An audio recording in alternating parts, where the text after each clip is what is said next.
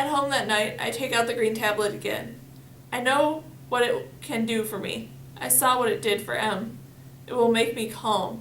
The word calm sounds impossibly beautiful, glorious, uncomplicated. A water-smooth word, a word that can take the edge away from fear, gloss it over, make it shiny, calm, gentle. I put the tablet back in its container, and I snap it shut. Turning to another kind of green next to me, my framed piece of my dress, in its bit of glass. I wrap my hand in one of my socks and then press down hard. A faint, sharp. I lift my hand and harder. It's harder to break something than you would think. I wonder if society is finding this to be true of me as well. I put my hand down again, push harder. It would be easier if no one watched, if no one could hear me, if these walls weren't so thin and my life weren't so transparent. I could throw glass against the wall, smash it with a rock, destroy with abandon noise. I think the glass would make a glittery sound when it broke, but I would like to see it burst into a million pieces and shiny all the way down. But instead, I have to be careful. Another long silvery crack runs across the surface of the glass. Underneath, the smooth ice green cloth is undisturbed. Carefully, I pull the piece of glass apart, lift the largest one up, and pull out the fabric. I take off the sock and hold up my hand. I'm not even cut, I'm not even bleeding. After a scratchy wool of my sock, the silk feels cool in my hand, luxurious, like water. My birthday began with the water, I think, as I fold the material, and I smile. After I've tucked both the fabric and the tablet container into my pocket of tomorrow's plain clothes, I climb into bed with that image in my mind, water. I will drift away tonight on my dreams. That way the data tags won't bring up the things in my mind except me. Cassia floating on the waves, letting them carry my weight for a little while. The officer is not at hiking today. Instead, we have a junior officer who bites his words out quick and fast, as though he thinks this is how the officers speak. His eyes sweep over us, happy with the power to oversee, to direct. The decision has been made to shorten leisure activities this summer. Today's your last day of hiking. Take down as many of the red flags as you can and knock over the cranes. I glance over at Kai, who does not seem surprised. I try not to let my gaze linger on his face. Try not to look for answers in his eyes. We were both polite and normal on the air train ride to the atrium this morning. We both knew how to perform when we were being watched. All the time, I wonder what he thought of me away from him on the hill yesterday.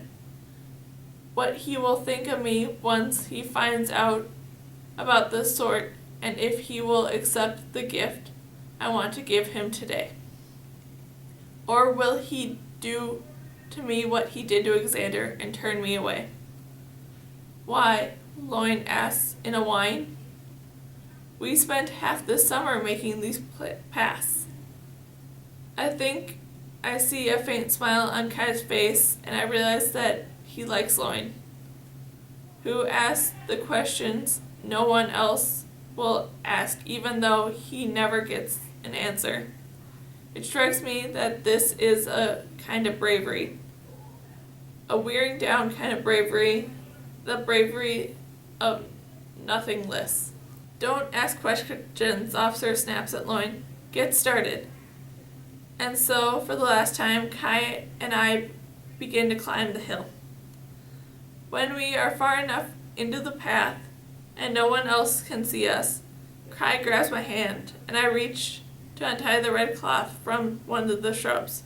Forget it all, he says. We're going to the top. Our eyes meet, and I've never seen him so reckless. I open my mouth to say something, but he interrupts me. Unless you don't want to try. There is a challenge in his voice I haven't heard before. His voice isn't cruel, but he's just not curious. He needs to know the answer. What I do now tells him something about me. I don't say anything about yesterday. His face is open, his eyes alight, his body tense, every muscle says it's time, now. I want to try, I tell him, to prove it. I lead the way along the path we've marked together. It isn't long before I feel his hand brush mine, and when our fingers intertwine, I feel the same urgency he does. We have to make it to the top. I don't turn around, but I hold tight. As we break into the last part of the forest, the part we haven't cleared, I stop. Wait, I say. If we really going to clear this hill, I want to pull out the last triangle and twist so I can see strands from the top free and open.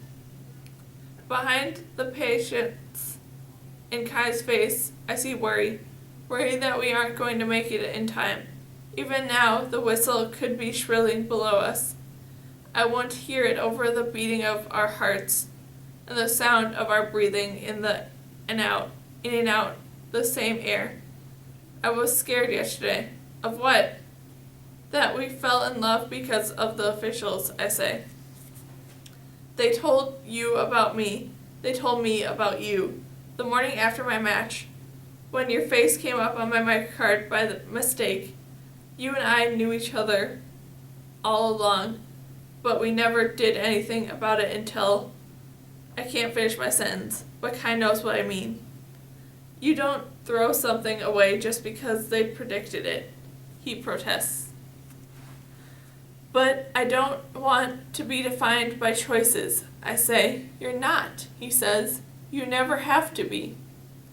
Cypherus and the rock, I say, remembering. Grandfather would have understood that story. He rolled the rock, he lived the life the society planned for him, but his thoughts were always his own. Kai smiles. Exactly. But he tugs at my hand gently.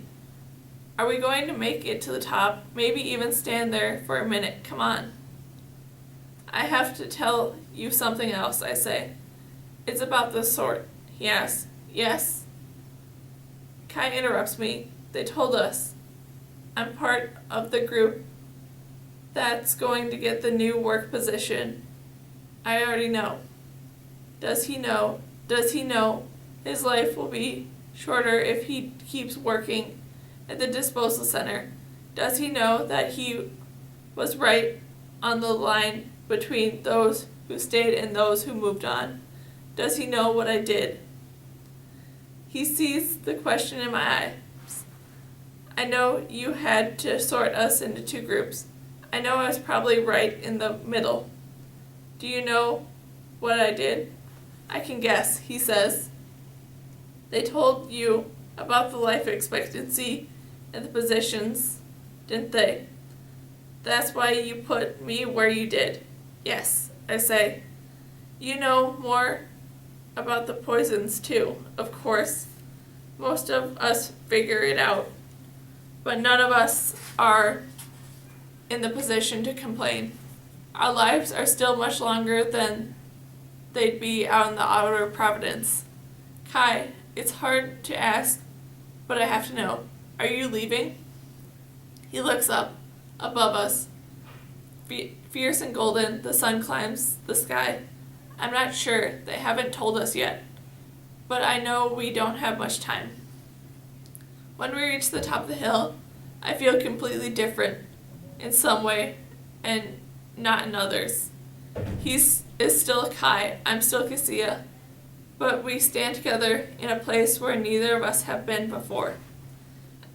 It's the same world, gray and blue and green and gold, that I've seen all my life. The same world from grandfather's window, from the top of the little hill. But I'm higher now. If I had wings, I could spread them. I could soar. I want you to have this, Kai says, handing me the artifact. I don't know how to use it, I say, not wanting to reveal how much I want to accept his gift. How deeply I ache to hold and have something that's part of his story, part of him. I think Xander can teach you, he says gently, and I draw my breath. Is he telling me goodbye? Is he telling me to trust in Xander, to be with Xander? Before I can ask, Kai pulls me close.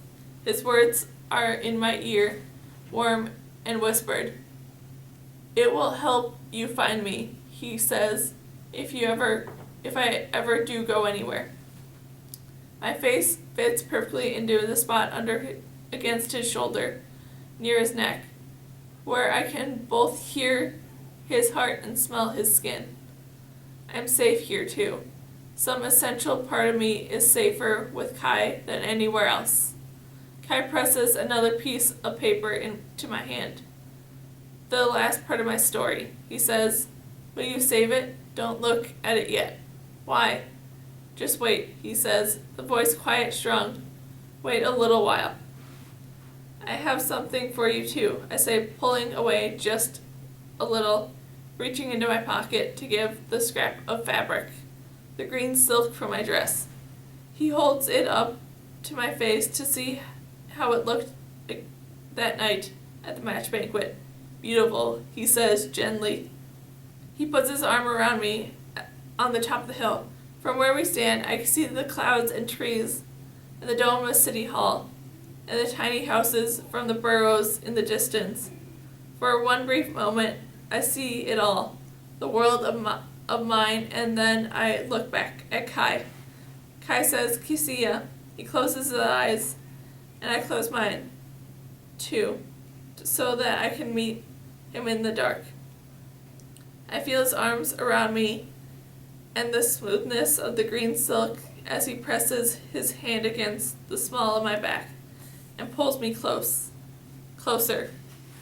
Cassia, he says once more, soft, so close his lips meet mine. At last. I think he might have meant to say something more, but when our lips touched, there was no need, for once, for any words at all.